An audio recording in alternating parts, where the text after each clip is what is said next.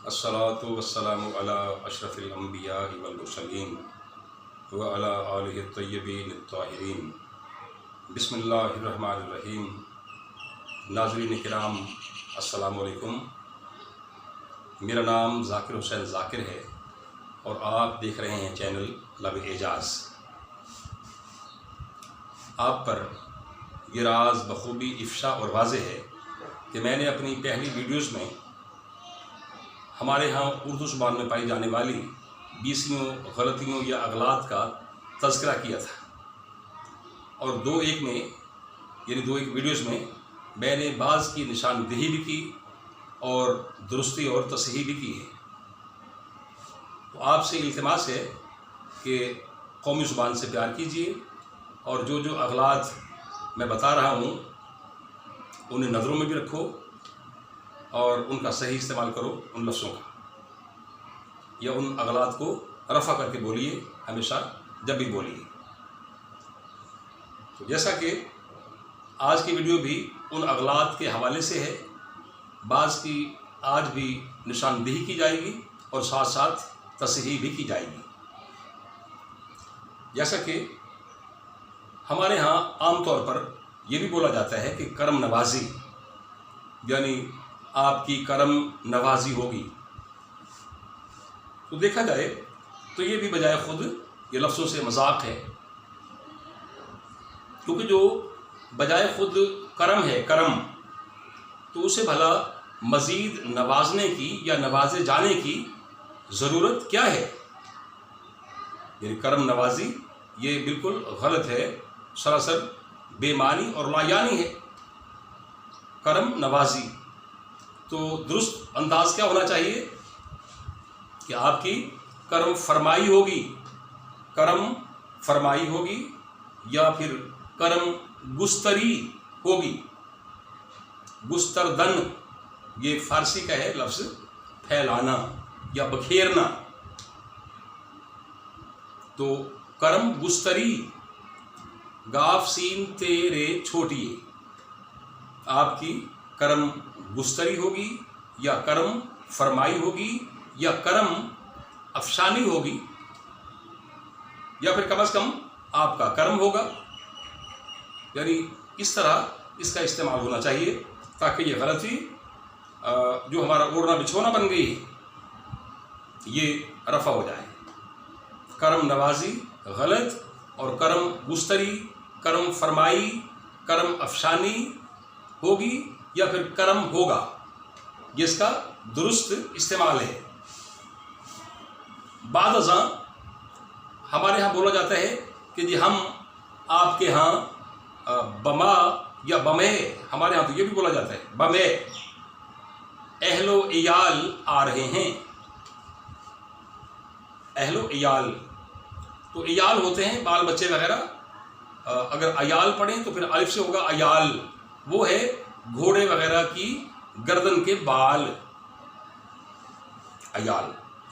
तो फिर से सुने, बमा हमारे यहाँ बोला जाता है, तो ये भी गलत है, गलत और आम है। यानी बा, जो बा का सिरा है वो भी साथ होता है, उसका मानी साथ।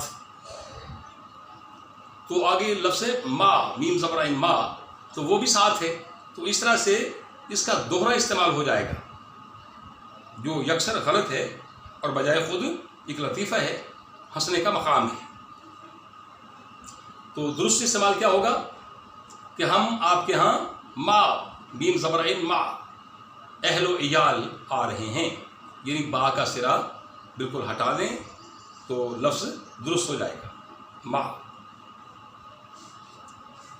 बाद अज़ां हमारे यहाँ बोला जाता है चुप करो, यानी बच्चे वगैरह शोर कर रहे हैं, शोर मचा रहे हैं, तो कहा जाता है कि भाई चुप करो। और उधर डॉक्टर के पास चले जाएं बसद माजरत, तो वो कहते हैं मरीज़ से कि जी खांसी करो, खांसी करो। ये भी बजाय खुद एक मजाक है उर्दू से कि खांसी करो, हालांकि दुरुस्त इस्तेमाल क्या होगा, खांसिए या खांसो। तो ऐसे ही चुप करो की बजाय चुप हो जाओ या चुप रहो, یا چپ ہو جائیے وغیرہ، تو یہ اس کا درست استعمال ہوگا۔ اس کے ساتھ ساتھ میں نے بعض مرکب الفاظ کا بھی تذکرہ کیا تھا کہ وہ کس طرح بعض لفظوں سے مل کر بنے ہیں، وہ کون کون سے لفظ ہیں جن سے مرکب لفظ سامنے آتا ہے یا منصہ شہود پر آتا ہے یا منظر عام پہ آتا ہے۔ تو آج کے لیے 2 لفظوں کا میں نے انتخاب کیا ہے۔ یہ ایک لفظ ہے پہلا آسمان، آسمان۔ تو ویسے تو اس کے متبادلات بچہ بچہ جانتا ہے، ہر کے ہومے، ہر کس و ناقص، ہر چھوٹا بڑا جانتا ہے کہ آسمان کیا ہے، یعنی جس طرح چرخ، گردون، فلک وغیرہ۔ تو لیکن میں یہ بتانا چاہوں گا کہ یہ کس کس لفظ سے مل کے یہ لفظ بنا ہے مرکب۔ تو یاد رہے کہ آس اور مان یہ 2 لفظوں سے مل کے ایک لفظ بنا ہے۔ آس فارسی کا لفظ، آس چکی کو کہتے ہیں، چکی، آسیہ آخر پر الف ہے، آسیہ یا آس، چکی، گھریلو چکی، یعنی بعض ہمارے ہاں گھروں میں اب بھی ہو گئی ہے، بعض بیویاں ہماری وہ اس طرح چلاتی ہیں اسے، اس میں غلہ وغیرہ پیستی ہیں، گول ہوتی ہے وہ اور چلاتی ہیں۔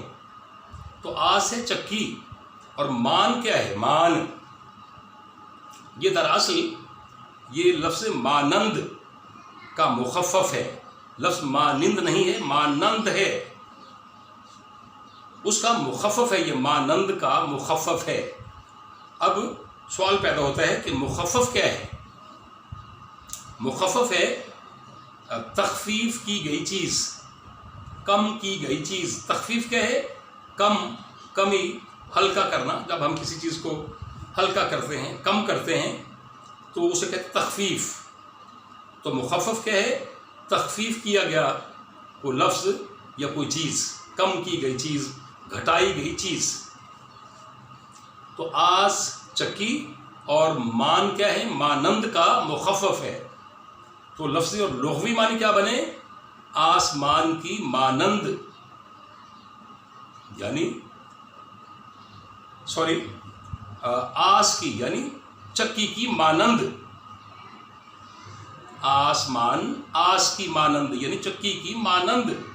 چونکہ چکی گول ہے اور گھومتی بھی ہے، یہ گھمائی جاتی ہے، تو آسمان کو بھی بغور دیکھیں، محسوس کریں، تو وہ بھی نہ تو تکون ہے نہ چوکور ہے،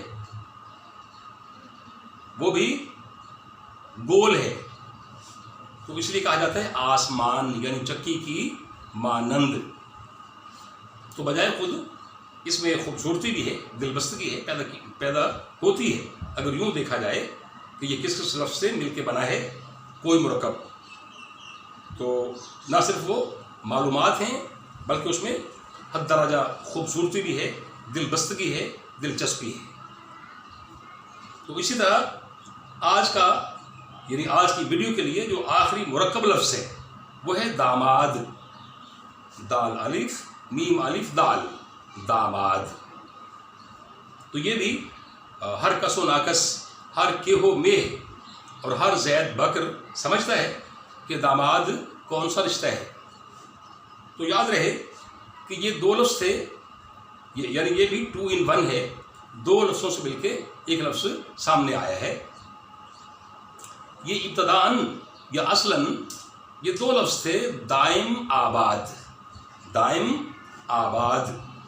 تو دائم کیا چیز ہے؟ دائم کے معنی ہمیشہ رہنے والی چیز، دائمی رہنے والی، فار ایور رہنے والی کوئی چیز یا ذات وغیرہ۔ اور آباد آبادی ہے، بسنا، آباد ہونا، شاد باد ہونا یا شاد باد رہنا وغیرہ، خوش رہنا۔ تو اس طرح سے یہ ہے تو مرکب لفظ لیکن دعائیہ ہے، یہ دعائیہ یعنی دائم آباد۔ چونکہ داماد رشتہ ہی ایسا ہے کہ اس کے لیے دل سے دعا نکلتی ہے، تو دائم آباد یعنی ابتداءً یہ 2 لفظ تھے اور کثرت استعمال سے، یعنی دائم اور آباد کثرت استعمال سے داماد لفظ بن کے سامنے آیا۔ ہمیشہ رہنے والا، دائم رہنے والا، دائم آباد رہنے والا وغیرہ۔ تو ناظرین کرام، میں اپنے طور پر ایک کوشش تمام کر رہا ہوں کہ اردو ہماری یعنی گرد و پیش میں پھیلے، پھلے پھولے، اور ہمیں بھی اس سے دل بستگی اور محبت پیدا ہو۔ تو آپ سے بھی یہ گزارش ہے کہ جو جو آپ کو بتایا جا رہا ہے تو اسے ازبر کریں اور اپنے دل و دماغ میں محفوظ رکھیں۔ تو اس کے ساتھ ہی آج کی ویڈیو کا وقت اپنے اختتام کو پہنچتا ہے۔ تو آپ سے گزارش ہے کہ ویڈیو پسند آنے کی شکل میں میرا چینل زیادہ سے زیادہ سبسکرائب کریں، لائک اور شیئر کریں۔ انشاءاللہ پھر ملاقات ہوگی۔ یار زندہ، صحبت باقی۔ اللہ حافظ۔